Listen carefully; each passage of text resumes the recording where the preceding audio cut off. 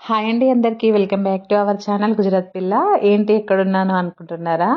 ఇది Surat street shopping అండి. Sunday బజారు. పొద్దున్నే 5 గంటలకు లేచి వెళ్ళాను.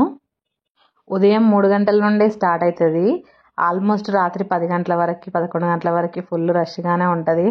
అందుకని పొద్దున్నే వెళ్తే పొద్దున్న మంచి కలెక్షన్ దొరుకుతుంది, తక్కువ రేటుకు దొరుకుతాయి అని చెప్పారు. అంటే వెళ్ళొచ్చిన వాళ్ళు చెప్పారు. అందుకని మేము ఒకసారి చూద్దామని వెళ్ళాం. కానీ మేము అనుకున్నంత తక్కువ రేట్ అయితే ఏం లేవు.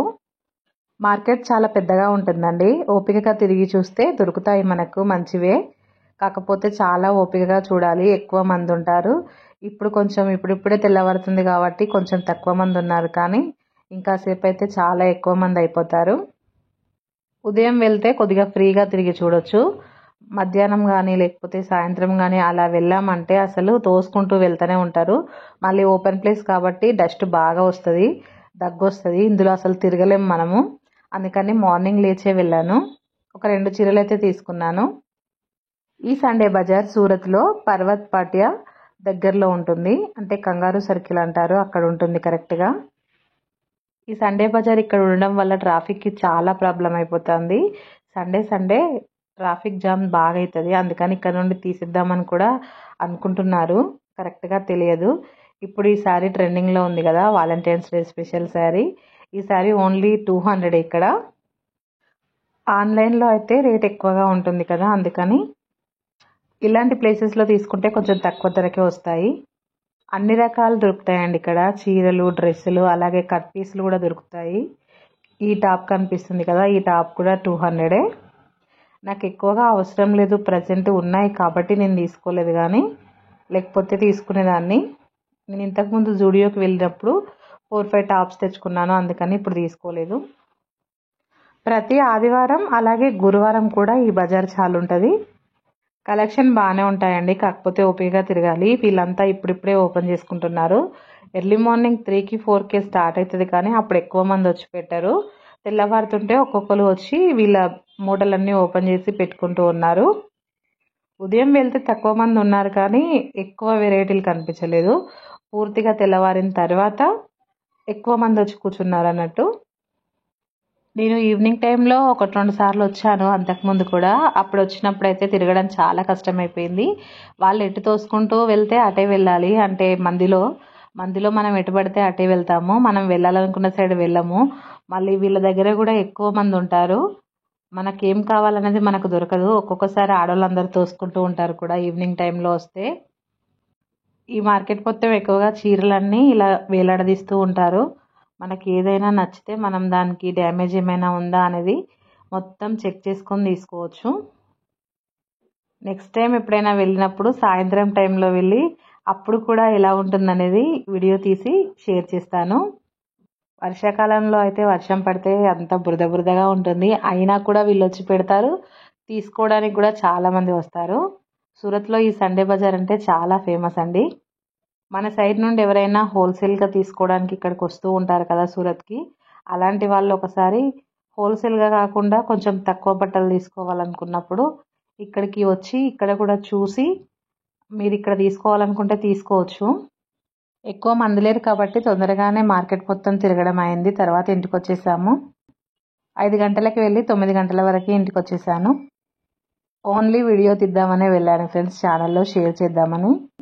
ప్రతిరోజు మన ఛానల్లో ఒక రెసిపీ అయితే షేర్ చేసుకుంటాను కదా, అందుకని ఈరోజు పెసరపప్పు గారెలు షేర్ చేస్తున్నాను. నేను పిల్లలు ఎక్కువగా పాలకూర ఇలాంటివి తినరు, ఆకుకూరలు. అందుకని నేను పెసరపప్పు గారెలు చేసినప్పుడు ఇందులోనే వేసిస్తాను. మిక్సీలో పప్పు రుబ్బుతున్నప్పుడు ముందుగా నేను పచ్చిమిర్చి, అలాగే జీలకర్ర, వెల్లిపాయ, ఉప్పు ఇవన్నీ వేసి కొద్దిగా పప్పు వేసి ఫస్ట్ ఒక రౌండ్ మిక్సీలో పడతాను. ఆ తర్వాత మిగిలిన పప్పు మొత్తం పట్టుకుంటాను. 5-6 గంటలు పెసరపప్పు నానబెట్టుకుంటే సరిపోతుంది. నానబెట్టుకుంటున్నప్పుడు పెసరపప్పు ఒక గ్లాసు, అంటే ఒక పెద్ద గ్లాసు పెసరపప్పు నానబెడితే కొంచెం 4-5 టేబుల్ స్పూన్లంతా శనగపప్పు కూడా అందులో వేసి కడిగి నానబెట్టి ఆ తర్వాత ఇలా వాటర్ లేకుండా వడేస్తాను జల్లెడలో. ఆ తర్వాత మిక్సీలో వేసి రుబ్బుకొని గారెలు అయితే చేసుకుంటాను. మన ఛానల్లో వీడియోస్ చాలామంది చాలా బాగా ఆదరిస్తున్నారు ఫ్రెండ్స్. అందరికీ చాలా చాలా థ్యాంక్ యూ. కొత్త వాళ్ళు ఎవరైనా ఇప్పుడే ఛానల్లో వీడియోస్ చూస్తున్నారా? అలా అయితే ప్లీజ్ ఈ వీడియోని కూడా చివరి వరకు చూడండి. మీకు నచ్చితే ఛానల్ సబ్స్క్రైబ్ చేసుకొని సపోర్ట్ చేయండి ఫ్రెండ్స్. పెసరపప్పు గారెలు ఈవినింగ్ స్నాక్లోకి చాలా బాగుంటాయి. ఎప్పుడైనా సండేస్ కానీ హాలిడేస్ కానీ ఉండి అందరూ ఇంట్లోనే ఉండి ఫ్రీగా ఉన్నప్పుడు మార్నింగ్ ఇంట్లో వర్క్లు అవ్వగానే పప్పు నానబెట్టేసుకొని ఈవినింగ్ 4-5 గంటల వరకు ఇలా ముద్దగారెలు చేసుకొని, అదేనండి పెసరపప్పు గారెలు. మేమైతే ఎక్కువగా ముద్దగారెలనే అంటాము, అందుకనే అలా అంటున్నాను. మనం పప్పు అంతా రుబ్బుకున్న తర్వాత సన్నగా కట్ చేసుకున్న పాలకూర, కొత్తిమీర, కరివేపాకు అన్నీ ఒక గిన్నెలోకి కానీ ఏదైనా బౌల్లోకి కానీ వాటర్ తీసుకొని అందులో వేసి బాగా కడిగి జల్లెడలో వేసి పెట్టుకుంటే వాటర్ ఏమైనా ఉంటే పోతాయి.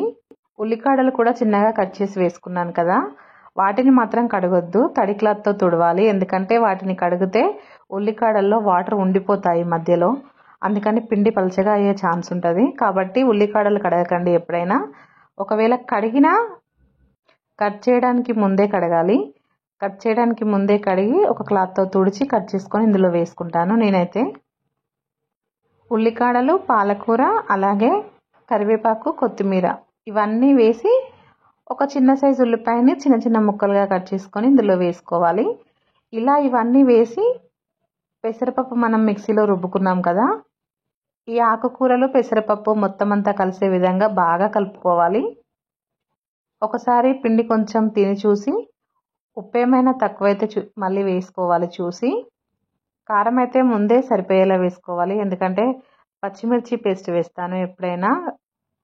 ఆకు మరీ ఎక్కువ అవ్వకుండా అలాగే తక్కువ అవ్వకుండా చూడండి, ఇక్కడ వీడియోలో కనిపిస్తుంది కదా, ఇలా కనిపించే విధంగా మనం ఆకుకూరలు అన్నీ వేసుకొని ఆ తర్వాత ఏదైనా ముక్కుల్లో నూనె పోసుకొని నూనె బాగా వేడెక్కిన తర్వాత కొద్ది కొద్దిగా ఇందులోకి మనం పిండిని వేసుకొని ముద్దగారెలు చేసుకోవాలి. అలవాటు ఉన్న వాళ్ళైతే డైరెక్ట్ చేత్తోనే ఇలా చేతి వేళ్ళతో డైరెక్ట్ ఆయిల్లో వేసేయచ్చు. అలవాటు లేకపోతే అరటాకు కానీ లేదా పాల కవర్ వస్తుంది కదా, అదైనా కట్ చేసి దానికి కొంచెం ఆయిల్ రాసుకొని దాని మీద పెట్టి కొద్దిగా ఇలా ఒత్తేసి ఆయిల్లో నిదానంగా వేసుకోవచ్చు. ఇప్పుడు ఈ ముద్దగారెల్ని రెండో వైపు కూడా టర్న్ చేసుకొని మంచి గోల్డెన్ కలర్ వచ్చే వరకు వేయించుకోవాలి. ఆ తర్వాత వీటిని తీసి సర్వ్ చేసుకుంటే చాలా టేస్టీగా ఉంటాయి. వీటికైతే ఎటువంటి సాసులు కానీ చట్నీలు కానీ ఏమీ అవసరం లేదు, ఇలానే తినేస్తే బాగుంటాయి. కొంతమంది ఇష్టం ఉన్న వాళ్ళు చికెన్ సూప్తో కానీ మటన్ సూప్తో కానీ సర్వ్ చేసుకోవచ్చు, అలా కూడా బాగుంటాయి. కాకపోతే మేమైతే ఇలాగే తినేస్తాము. ఇలాగే మిగతా పిండంతా కూడా వేసుకొని డీప్ ఫ్రై చేసేసుకోవాలి. ఈ వీడియో నచ్చిందా ఫ్రెండ్స్? నచ్చితే మాత్రం అస్సలు లైక్ చేయడం మర్చిపోకండి. అలాగే ఛానల్ని సబ్స్క్రైబ్ చేసుకోవడం మర్చిపోవద్దు. కొత్త వాళ్ళైతే బెల్ సింబల్ని యాక్టివేట్లో ఉంచుకుంటే నేను ఏదైనా వీడియో పోస్ట్ చేసినప్పుడు మీకు అప్డేట్ వస్తుందండి. డీప్ ఫ్రై చేసాం కాబట్టి టిష్యూ పేపర్లో వేసుకుంటే ఆయిల్ పీల్చుకుంటుంది paper. Thank you for watching friends.